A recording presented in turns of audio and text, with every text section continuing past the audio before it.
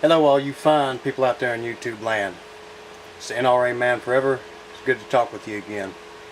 I've been doing a lot of gun videos, actual gun videos, and let me tell you, it's a nice change of pace. It's very refreshing to be able to have my hands around cold blue steel. And man, it feels good. Today though, as you can see, I got no guns in my hands, no pistols on my hips. This here is going to be a political video. As some of y'all may know, the great state of Colorado instituted a sweeping gun reform laws that went against the Second Amendment freedoms of the citizens of Colorado.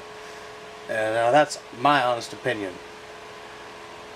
And apparently there are enough pissed off Coloradans that agree with me.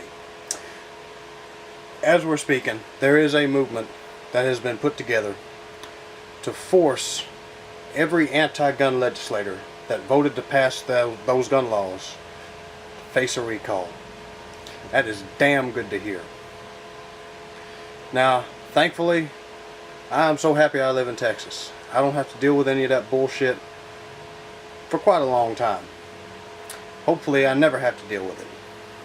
But for those of y'all out there that do live in anti-gun states, or states that don't have that much of a great reputation for protecting your Second Amendment rights,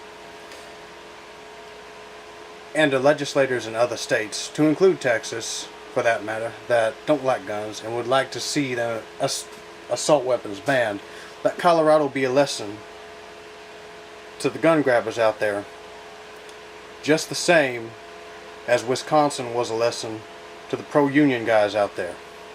When given the choice, people will vote for freedom. When given the choice, people will not renounce their liberty. Instead, they will embrace it. They will fight for it. There are those on the left and a few on the right that will say that they are bitter religious people clinging to their guns and their Bibles because they don't have anything better else to cling to. Well, the Founding Fathers didn't see it that way. They saw it as an inalienable right, endowed to all mankind by their Creator. Now, I'm an atheist. I don't believe in God.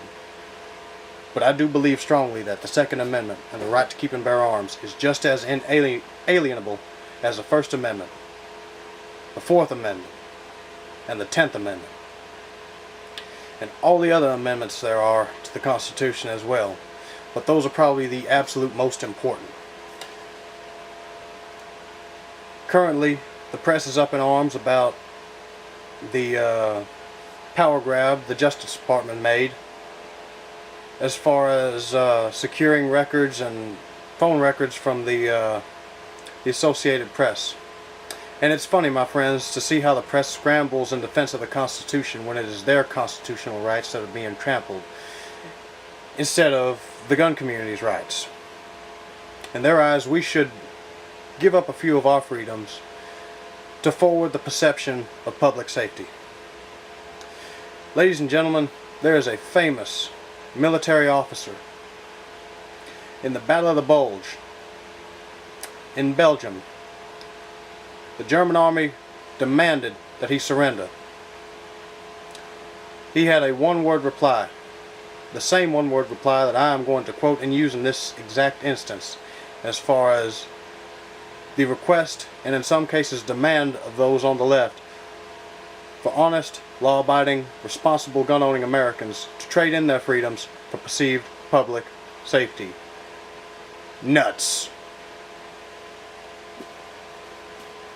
Colorado will be a proving ground. The Supreme Court has already stated that the right to bear arms is an individual right protected by the Second Amendment of the Constitution. The people in Colorado right now, they're choosing to fight for their rights. The people of New York, the people of Colorado, people in New Jersey, Connecticut, Massachusetts, New Hampshire, and any and all of the other anti-firearm states that I didn't mention or forgot to mention, you need to follow Colorado's lead.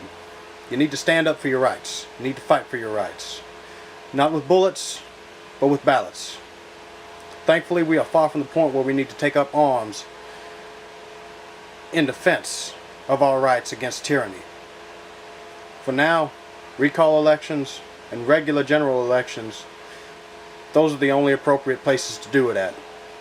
The only other alternative is writing and contacting your congressmen, your senators, your governors, the president, and any and all elected officials that make those decisions that affect you directly.